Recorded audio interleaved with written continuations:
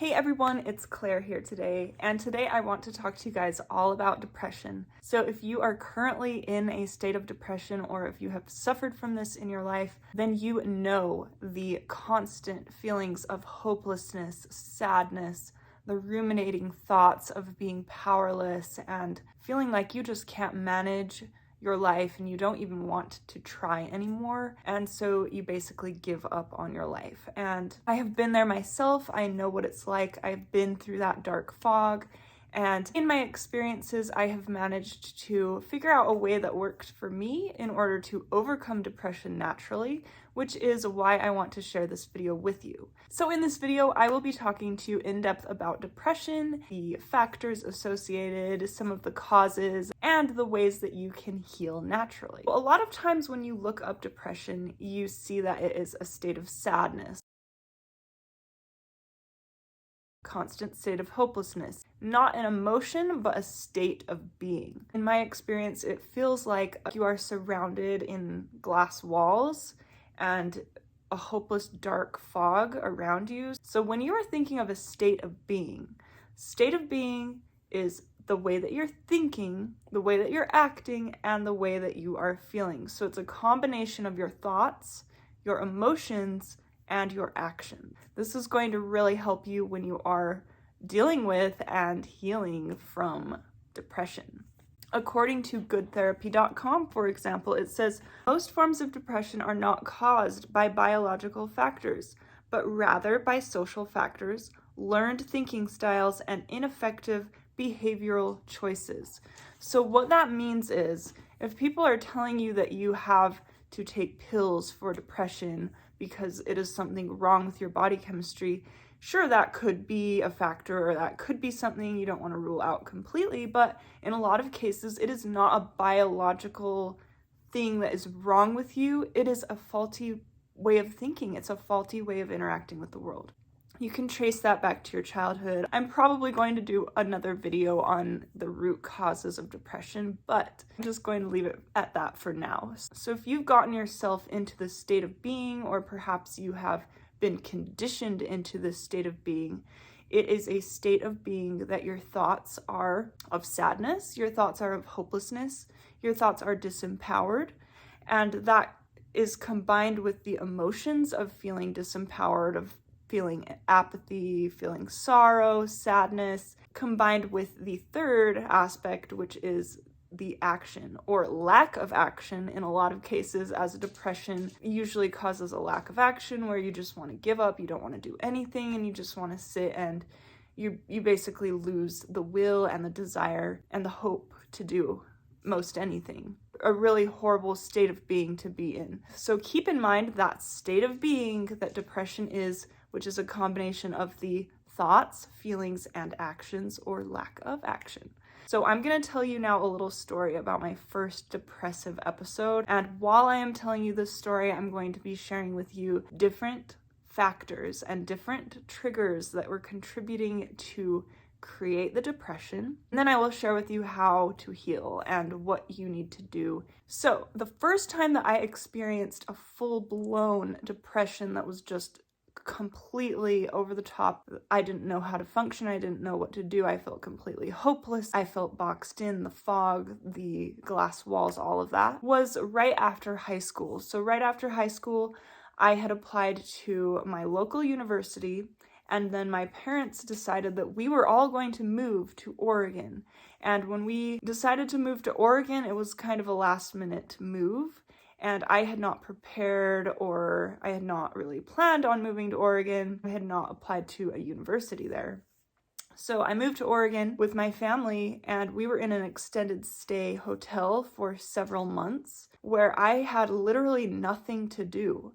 So I had no friends, I had left all of my friends behind, I had no enrollment in university, I didn't know the city, I had no transportation, I had no connections, nothing. I was in a new state, a new city, in an extended stay hotel, and I was only still 18, completely stripped of all of my plans, all of my goals, all of my connections, friends, everything. So very quickly in the extended stay, I became depressed. Not to mention my family. I had my mom, dad, and my brother. My brother was younger than me. He was enrolled in school. My parents were off working, doing their things during the day, and I was literally alone in the extended stay for a long period of the day, and then nobody really was aware of what I was going through, and I felt completely isolated. So with all of this time on my hands and not being enrolled in university, leaving my friends behind, feeling isolated,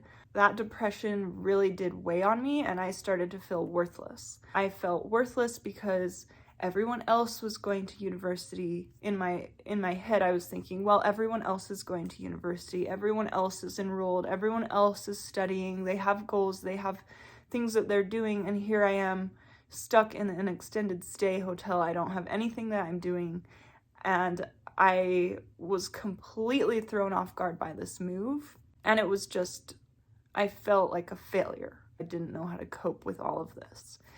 And as I felt like a failure, I did not take action either. I couldn't enroll in the university because the enrollment period for that year was over, so it made me feel even more hopeless. Like, okay, I can't even enroll in this university. I won't be able to go to college for another year. This is going to perpetuate my hopeless feeling of failure, and it made me become even more apathetic. So apathetic where I just didn't want to do anything. I didn't want to face my emotions. I didn't want to feel or take action. I felt hopeless, apathetic.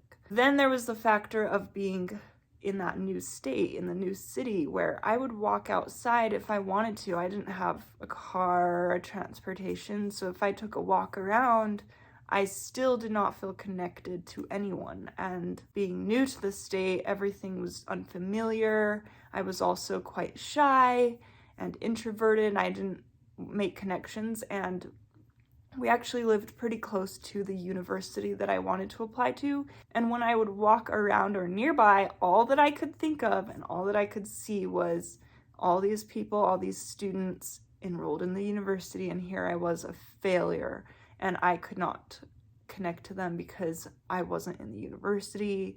I felt like I was an outsider. I felt like I wasn't good enough, not worthy, all these feelings, all these thoughts. So as this progressed, where I'm mostly hanging out in the extended stay, really horrible time of my life. My family's gone a lot, doing their thing during the day, and I'm just kind of stuck.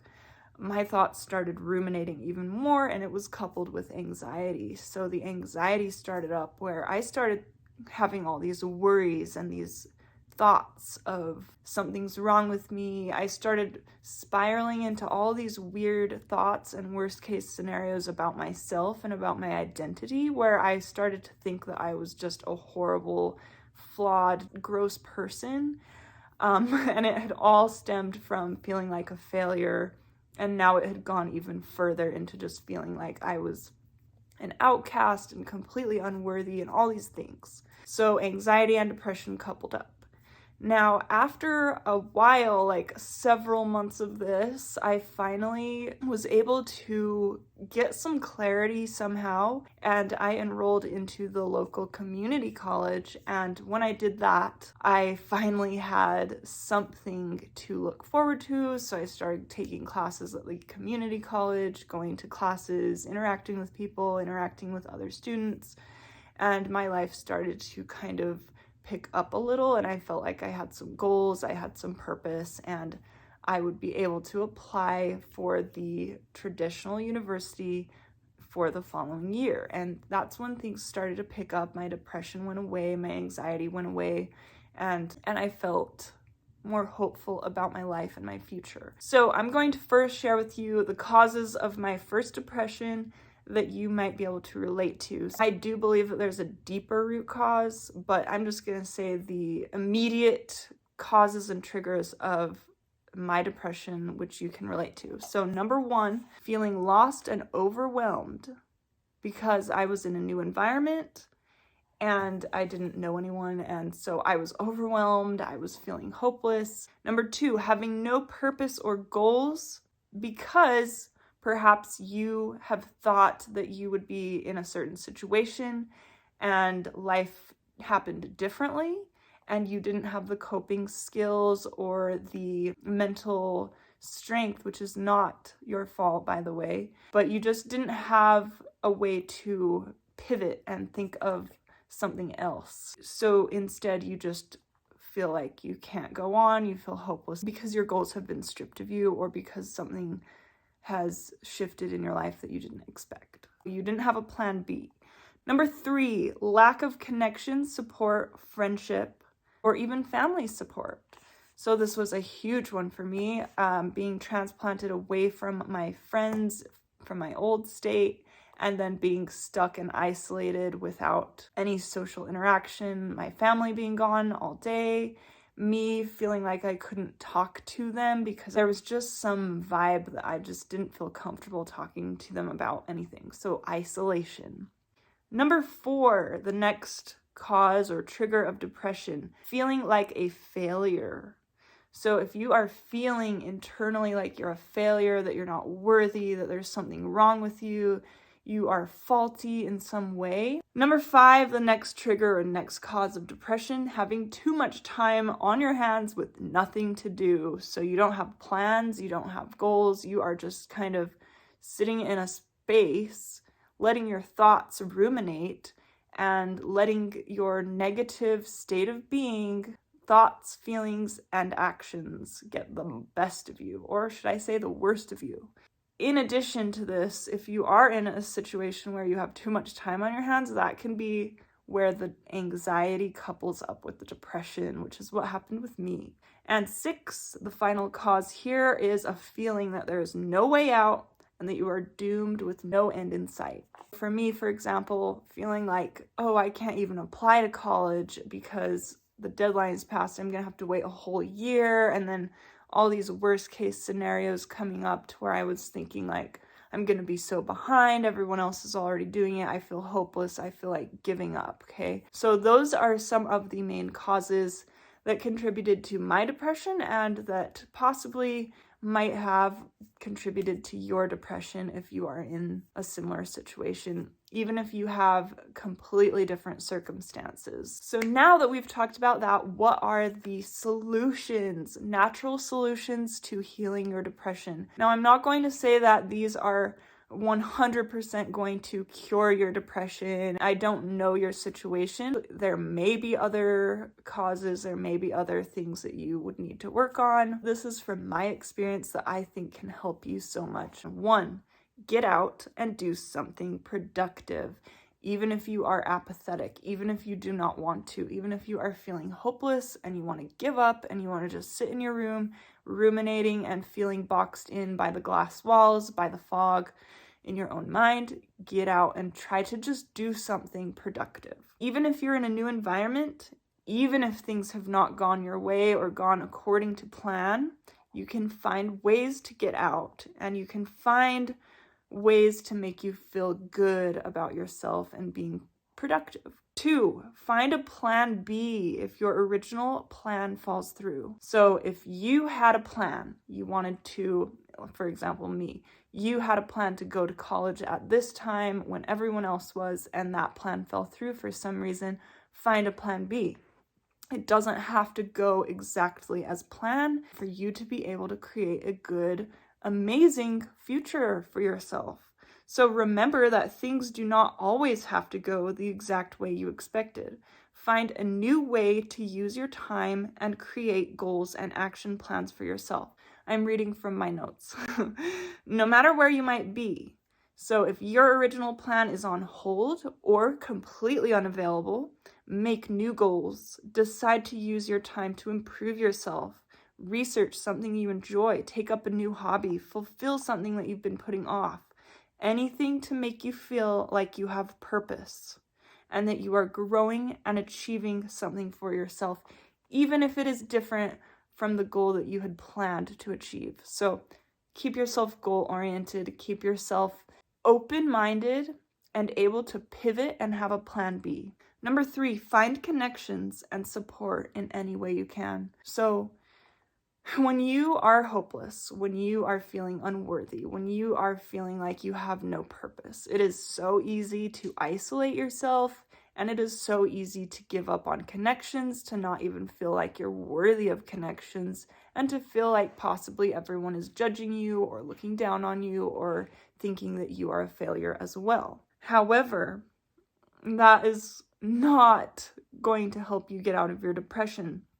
Even if you're not very social, you can look online for local events or volunteer opportunities. You can join a group, you can go to an open mic, you can apply for a part-time job, go to a live performance, interact with people, even if you're shy, or just be around people. Join a social club, make connections. That way, you can even join an online group and talk to people online. You don't have to feel left out of life. Okay, so as you remember, when I would go outside walking on my own, I would feel like I am left out of life, and I would see people as if they were on the other side of the glass walls, and that I could not, or that I was not worthy of connecting with others. So even if you just have a phone call with someone, or even if you plan to talk to someone that you know from the past, or email someone, talk to a counselor, or even on the phone, there's hotlines that you can talk to people if it is really bad. I have actually been there, and having someone to talk to when you are just feeling so hopeless, it gives you a little bit of hope. Number 4, don't be so hard on yourself. So if you are in that mental state where your belief system and your thoughts and your mind is going into, I'm a failure, I am not worthy, I'm a horrible person, I am bad, I have failed, and I'm never going to get out. These thoughts are on a mental loop that are not serving you, and they are keeping you down.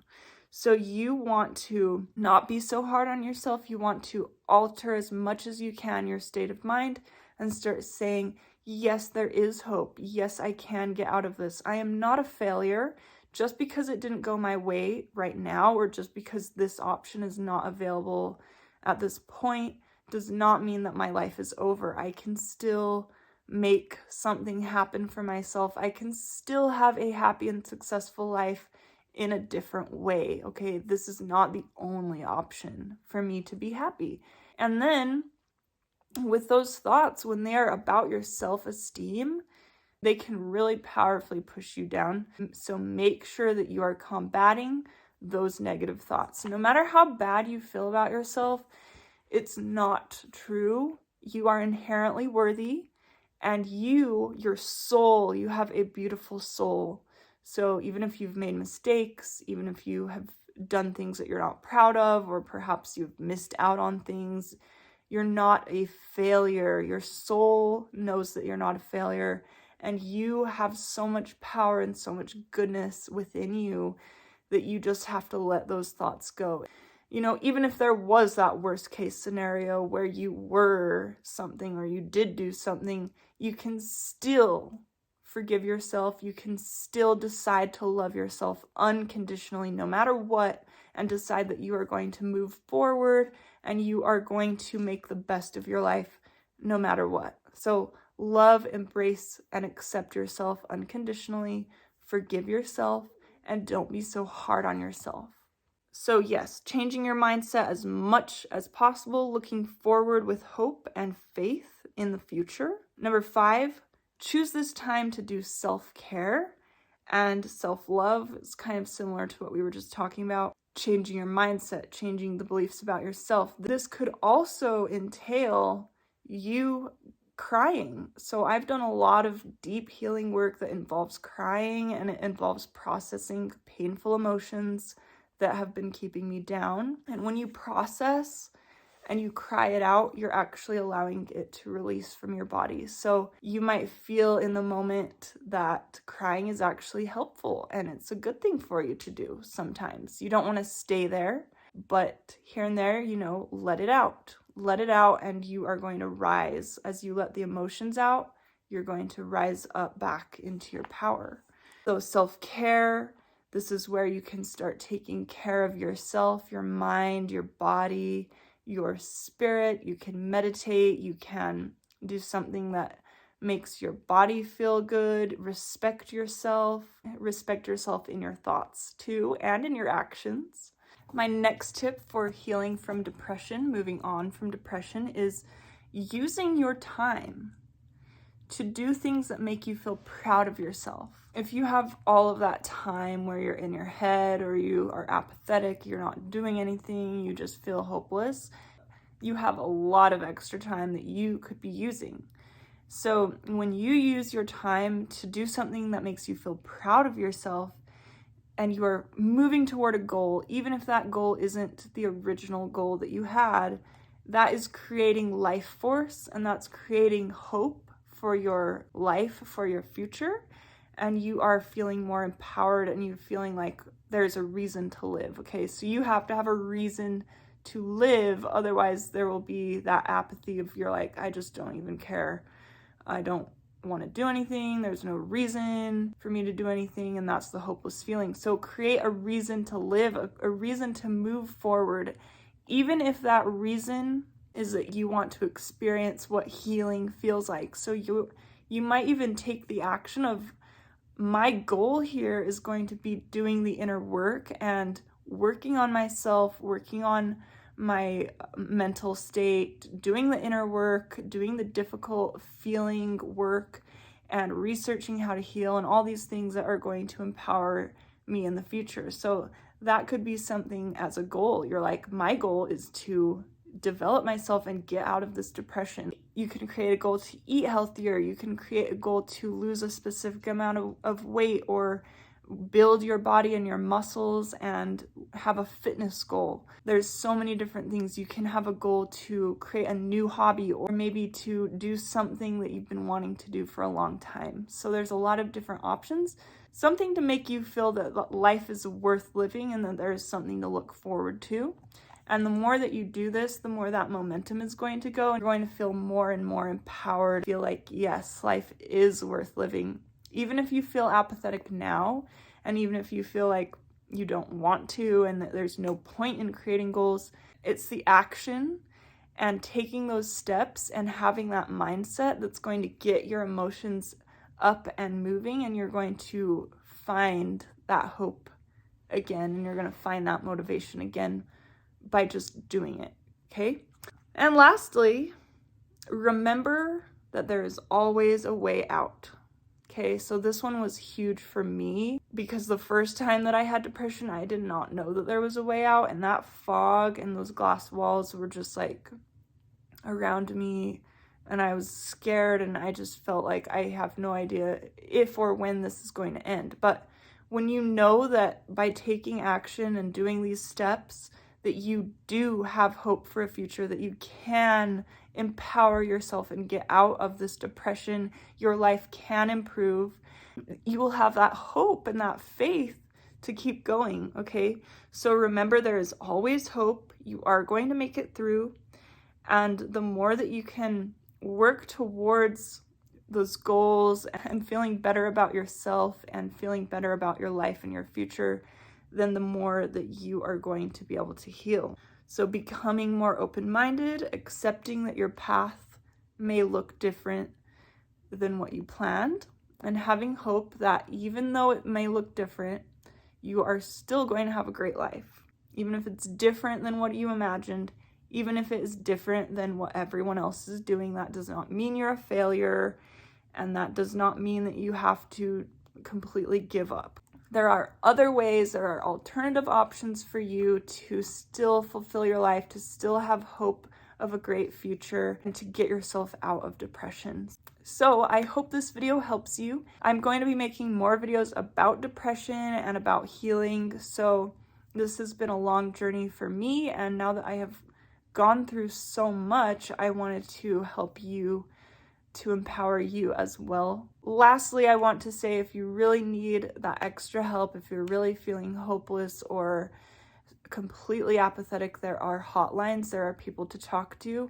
I myself have in the past used them, and the people that I talked to were very kind and very helpful, even just to listen to me, and even just knowing that someone was there. So I will have links below for other videos. Please give this video a like and subscribe if you are new, and I will see you in my next video. Bye guys!